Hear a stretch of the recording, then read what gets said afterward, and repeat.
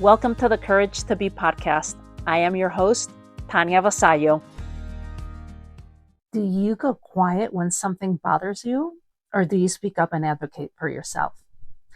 Today, I want to share a real moment that reminded me of how important it is to speak up, especially with the people you care about.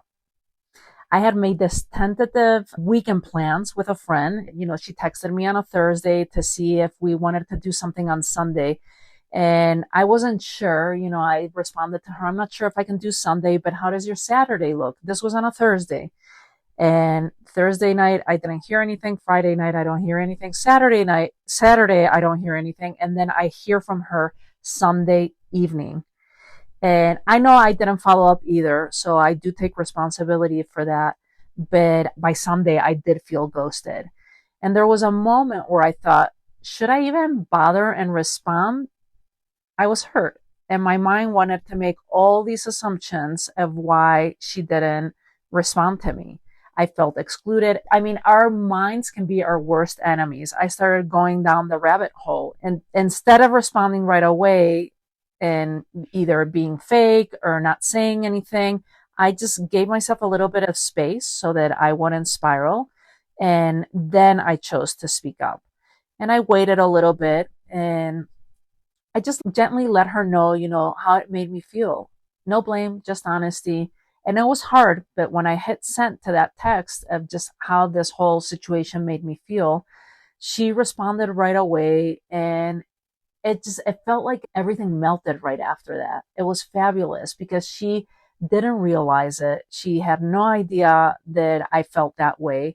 And it's an important thing to keep in mind when we're communicating with people, because you want to think about how many of us collect quiet resentments.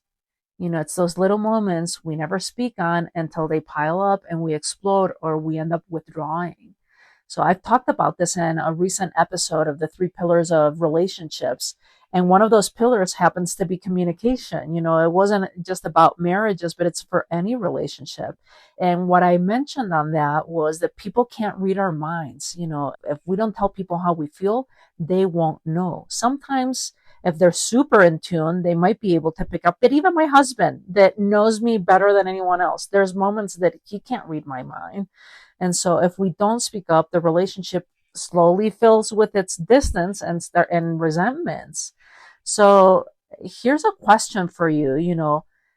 Where are you in life? Are you staying silent when you need to speak up? And just remember that speaking up isn't confrontation, it's clarity. For me, it used to be confrontation.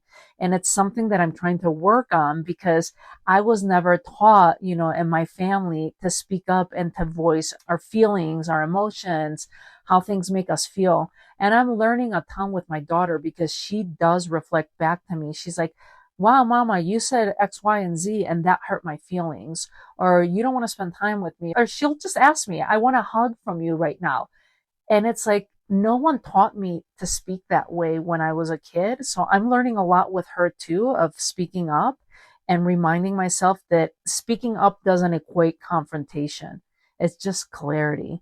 And the people that love you, that you're in relationship with, are going to want to give you whatever it is that you're asking for, unless it's something that's not in alignment for them. So keep that in mind, that you can speak your truth with love, and then the right people will respect you more for it. So thanks for being with me today and listening to this whole concept of speaking up for ourselves. And if it made you think of someone or something that you've been holding back, maybe this is your nudge to just speak up. So DM me, make a comment on YouTube because it's like the only place that you can comment. Send me a text, maybe via Instagram or in the email that we have in the show notes. I'd love to hear. And if you think that there's someone there that you need to send this episode to, please do. You never know what might show up for them. So until our next episode, have a great day. If you loved today's episode, it would mean so much if you rate and review The Courage to Be on Apple Podcast. Not only does it help the show to grow, but it also gets you in the running for something amazing. Every month, I draw one lucky winner to receive a complimentary 7-night, 8-day vacation You'll get to pick from over 3,000 beautiful resorts worldwide. You just cover the taxes and fees like you would with a travel rewards. Airfare is not included. And if you want to double your chances, along with your Apple Podcast review, leave a couple of comments on YouTube. That counts as a second entry. Just send your screenshots to help.thecouragetobe@gmail.com, and you'll find the email in the show notes too. It only takes a moment, and who knows, your next adventure might be closer than you think. Thanks for tuning in. I'll see you on our next episode of the Courage to Be podcast.